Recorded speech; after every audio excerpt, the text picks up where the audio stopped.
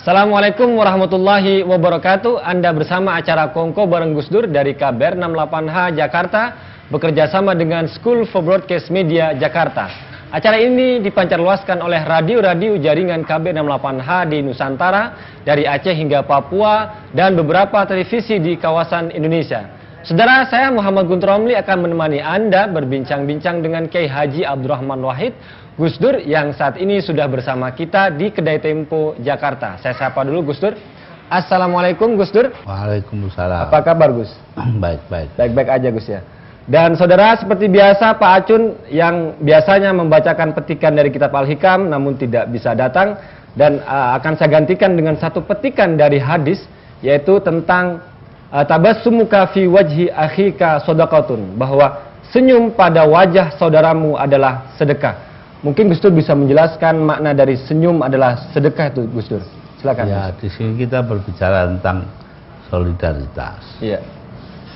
Jadi sama saja dengan ucapan seorang kiai di daerah Kebumen, Kiai Son Haji, yang mengatakan kepada saya, di dalam hadis ada, Pak, orang Islam itu bagaikan tubuh yang satu. Kalau yang satu itu merasa sakit, sebagian merasa sakit, sebagian lagi juga merasa.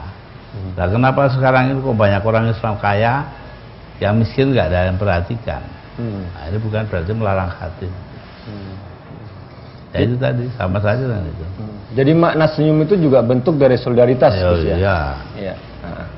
Ya, terima kasih Gus Dur. Saudara, pagi ini kita akan berbincang tentang sebuah tema, yaitu Islam dan humor, berkenaan juga dengan hadis yang tadi saya sebutkan, yaitu bagaimana kita memberikan atau mengetengahkan Islam dengan penuh humor, dengan penuh kesantunan, dengan penuh keramahan. Dan kita kenal bahwa Gus Dur adalah sosok yang penuh dengan humor, penuh dengan gelak tawa, dan tidak dengan wajah yang garang. Dan untuk itu sudah datang bersama kita di Kedai Tempo Bung Hamid Basyaib. Selamat pagi Bung Hamid. Selamat pagi Bung Guntur. Ya, apa kabar Bung Hamid? Alhamdulillah. Dan Bung Hamid ini seorang penulis dari buku Humor ala Gus Dur, Bung Hamid ya? Ya, saya menulis 2 jilid. 2 jilid untuk buku itu. Dan bagaimana tanggapan pasaran buku Humor ala Gus Dur itu? Luar biasa. Jadi dalam 5 hari itu terjual 5.000 eksemplar. Dalam 5 hari? Mungkin karena tipis dan murah. Berapa harganya itu Bung Hamid itu? Waktu itu harganya cuma Rp8.000, karena 8.000. kita kira 8 tahun yang lalu ketika Gus Dur, 7 tahun yang lalu Gus Dur baru saja naik jadi presiden. Saya buat itu dalam waktu 2 minggu berdasarkan ingatan saja. Dari ceramah-ceramah Gus Dur? Ceramahnya, diskusinya, penggalannya, percakapan dengan sahabat-sahabatnya yang saya dengar, yang saya tahu, dengan Gus Mus misalnya. Nah, itu saya tuliskan dengan cepat aja. Dan dalam waktu 5 hari sudah? 5 hari habis. 5.000 eksemplar. Oke, Bung Hamid, kita akan berbincang tentang tema itu. Mungkin satu pertanyaan untuk Bung Hamid, saya kira. Salah satu kelebihan dari Gus Dur adalah seorang sosok yang penuh dengan humor. Nah, ini bagaimana dampak kepada perkembangan Islam di Indonesia itu, Bung Hamid? Mungkin Anda bisa bicara. Pertama begini, melihat Gus Dur sebagai penuh dengan humor itu menurut saya kurang. Karena Gus Dur ini betul-betul memahami humor, filsafat humornya. Jadi bukan hanya praktek berhumor, tetapi dia mengerti teknik membuat humor dengan piawai sekali, filsafat humor, fungsinya, psikologi humornya. Jadi dia perhumoran tuh mengerti keseluruhan aspek dari humor, bukan sekedar melucu atau melontarkan jokes yang lucu. Kalau kita baca misalnya, dia hafal semua itu, misalnya joke-nya zaman Presiden Kennedy di Amerika bersama penulis pidatonya yang terkenal namanya Ted Sorensen. Beliau ini hafal. Ada joke tentang Winston Churchill, ya, Perdana Menteri Inggris di Perang Dunia Kedua, yang beledek-ledekan dengan Clement Attlee misalnya, ketua partai oposisi, tentang privatisasi. Itu saya dengar dari Gus Dur dan saya kutipkan. Nah, Gus Dur ini juga tahun 86 menulis satu pengantar yang bagus sekali untuk terjemahan buku Mati Ketawa Cara Rusia. Yang pengantarnya luar biasa bagus, dan dari situ kelihatan bahwa Gus Dur mengerti betul apa itu humor, fungsinya dan sebagainya. Jadi maksud saya menggambar Gus Dur. Nah, tetapi yang Anda bilang juga jadinya implikasinya benar. Jadi orang luar terutama melihat Gus Dur itu bukan sosok yang angker, yang menyeramkan, meskipun beliau bukan berarti tidak bisa tegas, tetapi beliau mengerti kapan untuk tegas, kapan untuk humor, dan kapan untuk menyampaikan sesuatu yang serius dengan cara sedikit humoristik sehingga tidak melukai pihak yang dikritik dan sebagainya. Jadi itu yang saya lihat. Ya, saya mungkin mau tanya dulu ke Gus Dur. Gus Dur, kenapa kok suka dengan humor, Gus? Menyampaikan Islam dengan penuh humor itu. Tujuannya itu apa emang, Gus? Mungkin karena saya sejak kecil itu kan dekat dengan mubalik. Nah, mereka itu didengar orang karena humor. Nah, itu mungkin ya. Teknik, humor sebagai teknik. Ya, ambil saja contohnya seorang kiai itu diundang ngaji dengan saya di sebuah desa gitu. Itu halaman yang punya rumah itu halamannya kecil sekali, cukup untuk panggungnya kami berdua. Nah, rakyat biasa itu pada duduk di tengah jalan karena nggak ada mobil, ada sepeda. Setengah 9 malam itu si kiai tadi naik ke atas panggung, bilang, saudara, mari kita ngaji karena tempatnya nggak cukup, biarlah ini kami pakai aja kiainya. Gitu. Anda semua duduk di jalan tuh, itu sudah kita cekat di sana, hansip, kasih tahu nggak boleh ada sepeda lewat. Udah, semua datang ngumpul di jalan itu, duduk sila. Ayo kita mulai ngaji dah, setelah berapa puluh menit. Mari kita mulai karena sudah pada duduk ini. Adapun yang masih di kebun salak sana, mari kita bareng-bareng doain digigit ular. Orang ketawa semua ya, salah ketakutan jadi 3.000 orang. Nah, itu yang menarik buat saya. Ya ceritanya.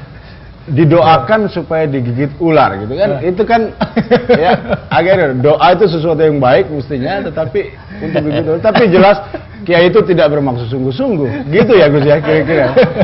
Itu yang gitu-gituan itu yang Gus Dur saya kira juga. Gus Dur memang mendapat sumber dari humor itu dari mana, Gus? Ya mikir aja sendiri. Adaptasi juga Gus. Ya, kadang-kadang begitu, kadang-kadang ya tergantung lah. Nah, tapi menarik juga karena Gus Dur kayaknya menguasai humor dari agama-agama lain juga. Jadi dari Yahudi gitu Gus ya. Dari Kristen sudah karuannya diledekin mulu kan Kristen. Ya, tapi ada kalanya mereka yang ledek. Nah, ada 3 orang. Gimana? Ya. Bicara agama mereka itu yang mana yang paling dekat dengan Tuhan. Inilah. Kenapa itu? Ya, agama saya. Kenapa? Kita kalau panggil Tuhan kan Tuhan apa namanya? Bapak di sorga. Oh. Hubungan anak dengan bapak. Katanya orang Belanda, orang Hindu. Hindu juga dekat. Om Swastu, Om sama ponakan kan dekat sekali. Mas Kiai diem aja satu. Lah bagaimana ada? Ya boro-boro mau dekat, manggil aja mesti pakai menara. Orang negeri. Manggil Tuhannya orang Islam. Nah ini, tapi ini juga menarik. Bagaimana tanggapan Gus Dur mendengar joke semacam itu mungkin dikarang oleh orang agama lain ya, tapi mungkin juga self mockery dari orang Islam sendiri. Kelihatannya Gus Dur sama sekali nggak keberatan itu kalau enggak. Kenapa itu? Orang bercanda silakan lah. Walaupun menyangkut hal-hal yang seserius agama. Enggak. Agama itu nggak perlu diterima secara serius. Ajarannya yang serius. Oh itu bedanya Gus ya? Itu ada satu kasat ini sampai ngakak-ngakak. Hampir sekarang diingat ketemu saya diceritakan di televisi, di TVRI. Saya itu ditanya tentang sebab-sebab gempa bumi di Bantul. Lah bayangin saya kok bukan ahli geologi, bukan apa, tapi ya udah. Saya jawab itu mungkin gempa bumi terjadi karena Nyai Roro Kidul itu dipaksa pakai jilbab.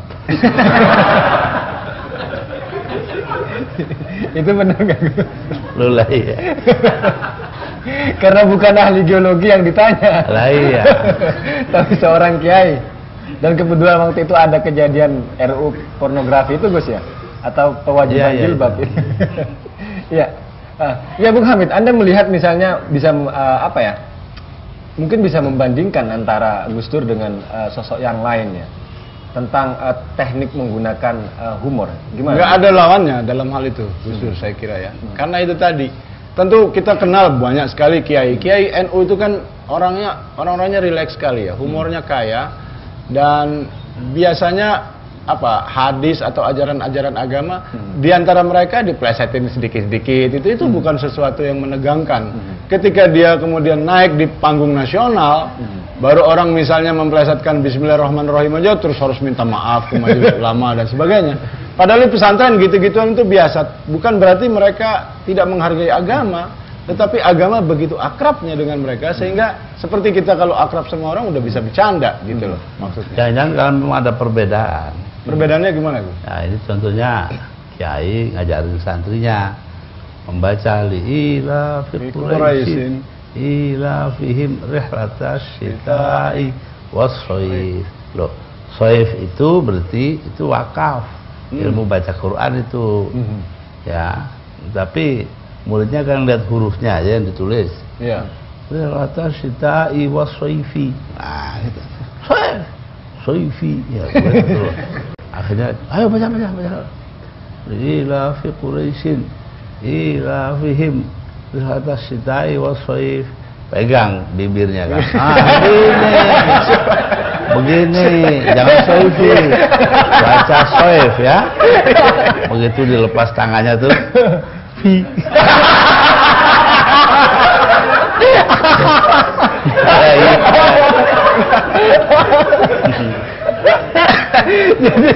Makanya kita nggak boleh memaksakan apa-apa. Lo bayangkan itu Quran begitu, artinya bukan berarti mau menghina Quran. Karena begitu akrabnya ya Gus ya. Tiap hari hidupnya dengan. Di situ ada perbedaan kan, dua ilmu. Satu ilmu qiraah, satunya ilmu wakafnya baca Quran sendiri. Tapi seperti yang dikatakan oleh Mas Hamid, memang apakah tradisi humor itu juga sangat kental di pesantren Gus? Oh iya, iya jelas sekali. Sufi itu kayak humor. Dalam arti gimana itu Gus? Sufi kayak humor?